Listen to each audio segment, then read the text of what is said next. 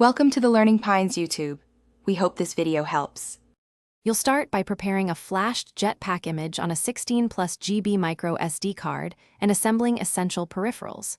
Insert the card, attach HDMI, keyboard, mouse, and a reliable 5V4A power supply, then plug in network. Once powered, walk through the Ubuntu First boot prompts and create your user account. Make sure to connect to the network so you can install packages. This gets the Nano responsive and ready for software installs. Don't skip network setup, since many tools download during the next steps. Next, update and upgrade the OS immediately. Run sudo apt update and sudo apt upgrade y, then reboot if necessary.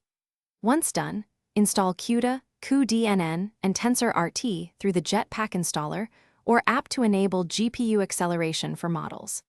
Make sure to enable SSH for headless access, create a 1-2 GB swap file if you plan on heavy builds, and set locale/time zone to avoid package warnings. These steps prepare the Nano for development and hardware-accelerated inference. Finally, deploy a small test project, run a TensorRT sample or a PyTorch script, and confirm the GPU and camera respond.